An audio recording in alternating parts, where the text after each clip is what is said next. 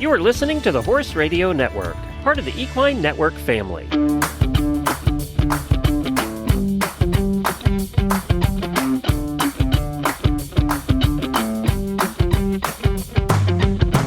Welcome to this episode of the Business of Practice podcast, where we focus on the business and human sides of equine veterinary medicine. In this episode, we're going to talk with Doctors Kim Allshouse and Kyle Clark about their experiences with pursuing an alternative track residency. I'm your host, Dr. Amy Grice, business consultant and former equine practice owner. The Business of Practice podcast is brought to you in 2025 by CareCredit. Dr. Kim Allshouse is originally from Dagus Mines, Pennsylvania.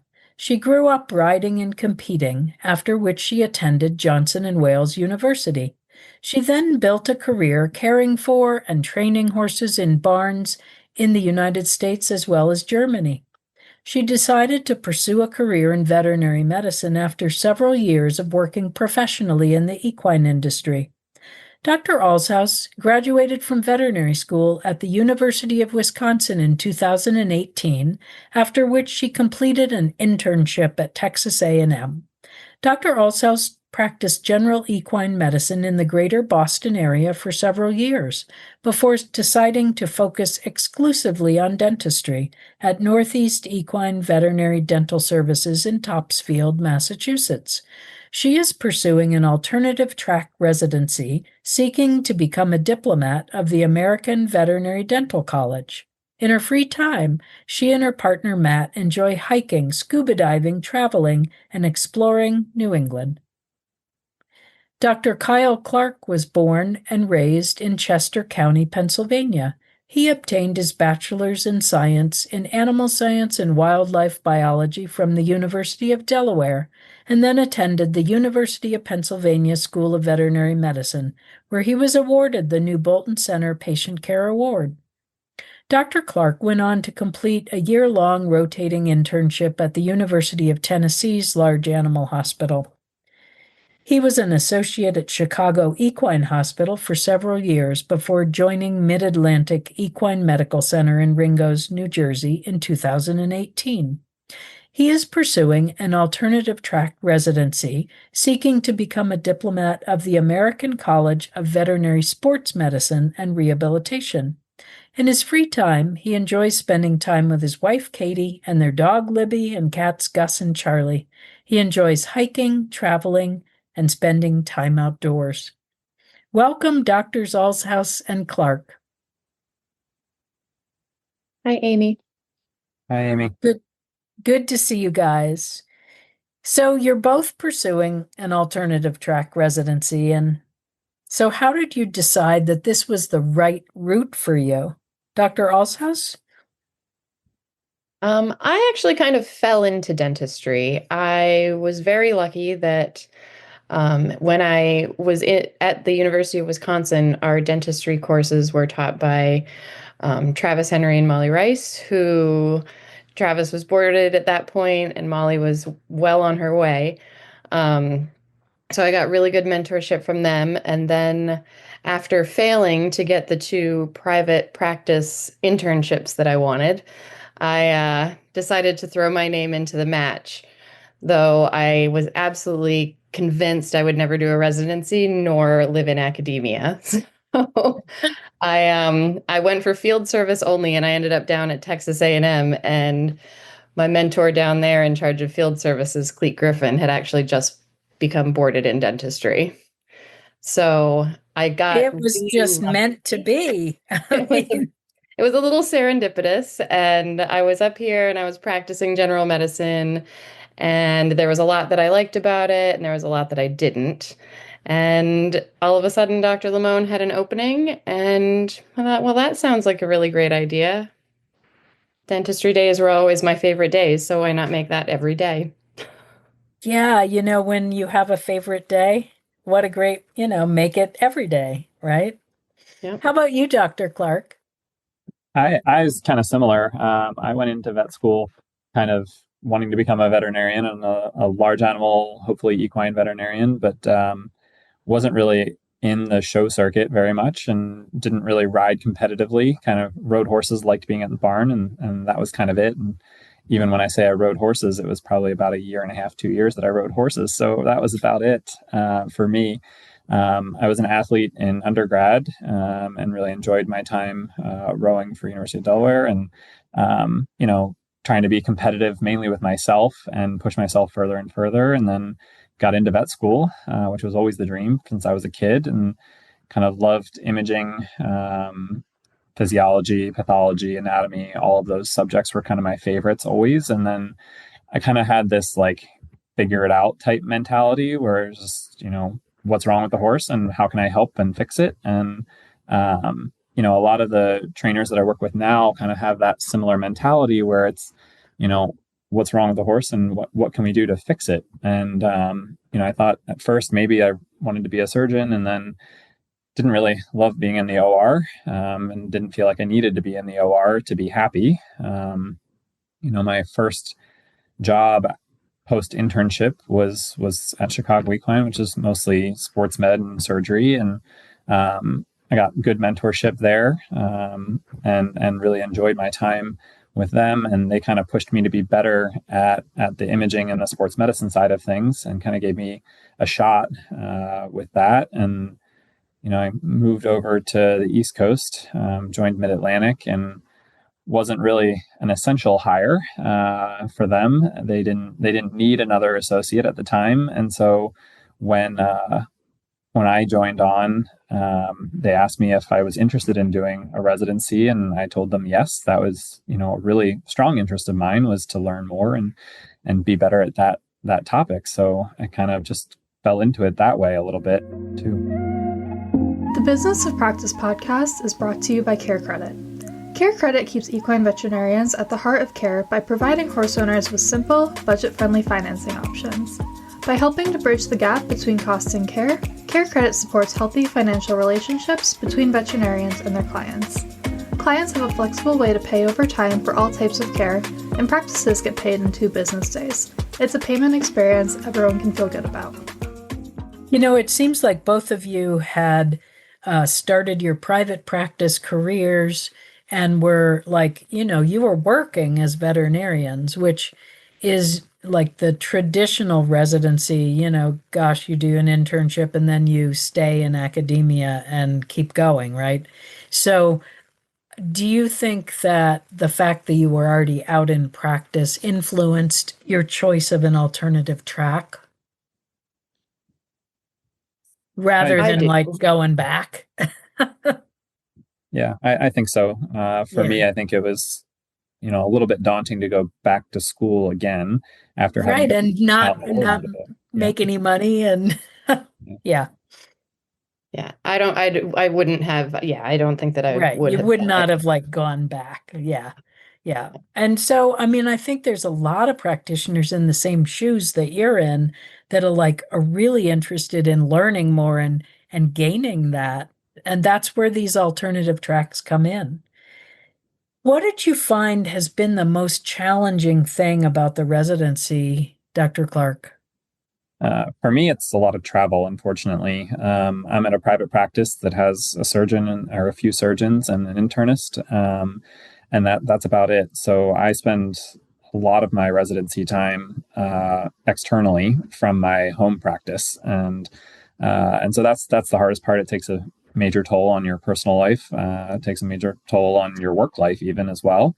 And so that's the difficulty for me, has been a lot of travel time, unfortunately. How many weeks are you away at a time, or over the course of the year? My wife and my clients won't tolerate more than 2 weeks at a time.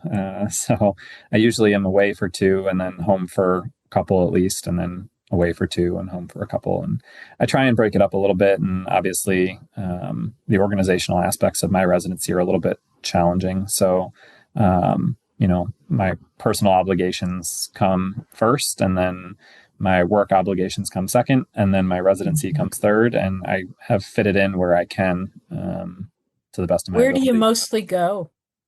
I travel to Michigan, to Traverse City, and then to Thermal, California a lot for residency Mhm. time. Yeah. I work with East West Equine out there with Lori Bidwell and Duncan Peters mostly, and they've been gracious enough to host me with my time for them, and they're very nice to help me with my residency as much as they have, and it's been great. What about you, Dr. Allshouse? What's been most challenging for you? For me, it's time is definitely a big factor. I'm working full time as an associate and then also full time as a resident, which is challenging. I'm lucky because my mentor is, I mean, I still have to travel and I actually enjoy it. I mean, I don't have to travel nearly as much as you do, Dr. Clark. Um, but so I enjoy it. I enjoy going to see a different clinic, but it doesn't happen because I get most of the things that I need pretty locally. Um, for me, How I think much travel for you? well, it's going to ramp up this year because I'm nearing the end. Yeah. Um, but I mean, I was just away and I'm getting ready to leave again this week to go out to visit Travis and Molly to see a case. Uh-huh. Uh-huh. I don't know, last month I had to go to Cornell for a case. So, but it's fun. I think it's fun, but I think for me the biggest issue is just the time management. Um, Mm-hmm. it's a lot of independent study, which for me personally, I have to really stay on top of myself. There's a massive amount of information, and you don't have Mm. anyone telling you when you should be finished with covering all of that information. And I don't know how any of the other residency programs work, but I mean, there's not very many people sitting boards for the dental residency. Like, I Right. think I will be the only one doing it the year that I take it. So it's me hoping that I get all of the studying done that I need to get done in an appropriate manner. Yeah, Yeah. I will say. What's been that's the biggest challenge, but what's the most fun thing about your residency? For me, one of the things is I get to travel a little bit. Um, Hmm. and see different clinics and get different experiences. It's definitely fun just improving your skills and watching your skill set get better. But also, just I get to teach a lot during all of Ah. this, and I love that. We get to have students. I was just at OEPS teaching the dental lab.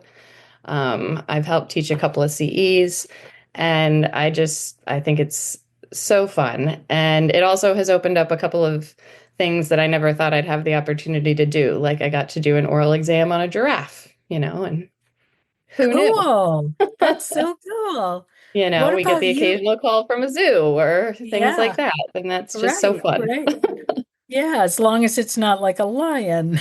Guess Carnivores are different. they'd be anesthetized. Yeah. Yeah. Yes.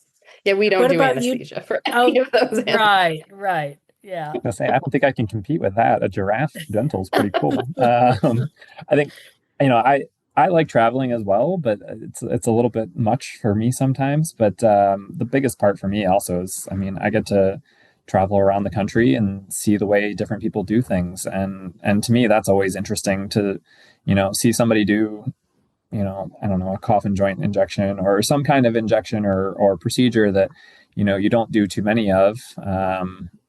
And see kind of how they're doing it, and then you go to somewhere else and you see how they do it, and just having different options of how you do different procedures, and kind of what that person does differently and is successful doing, and then you go and see somebody else do it a different way and they're also very successful. And so that's always been something that's very interesting to me in general. Learning 3, 4, 5 ways to do something lends itself to you having options if your way doesn't work. And I think, I've met a lot of really cool people, had a lot of cool experiences throughout my residency time. And, I don't think I would trade that aspect of it, but yeah.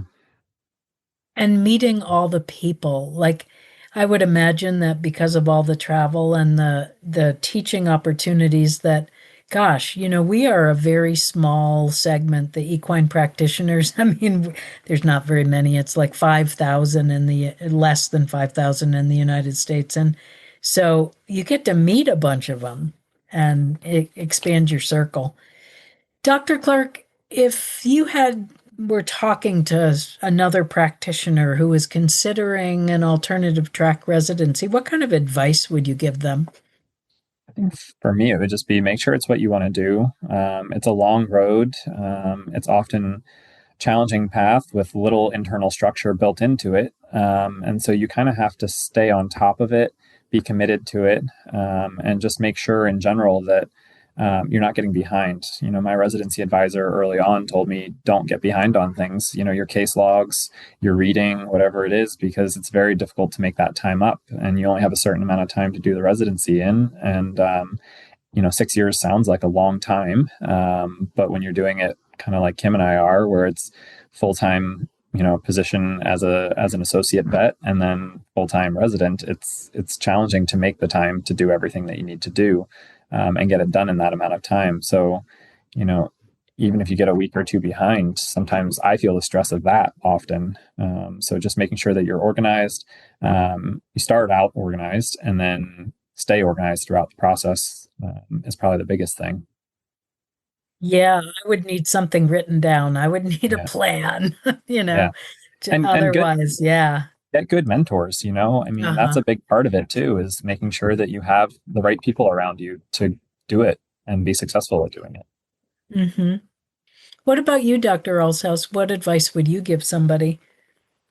I would say that make sure that it's something that you love doing, because you're going to be spending a lot of time doing it. Make sure that it's something that you really love, and make sure that it's something that also offers a lifestyle that you really love.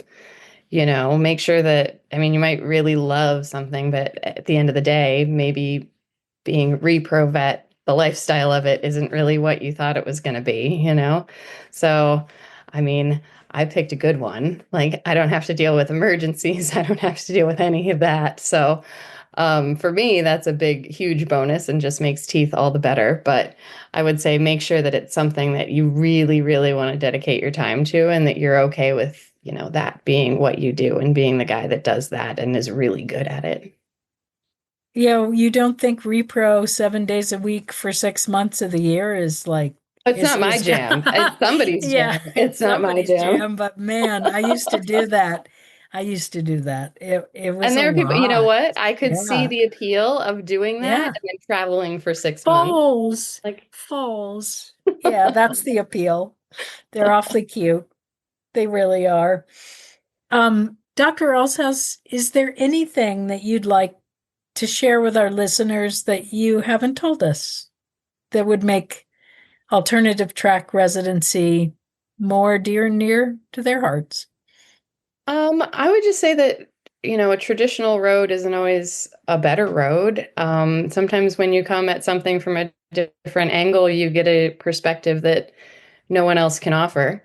And don't think I'm too old or I'm not smart enough. If I can do it, anybody can do it. You're plenty smart.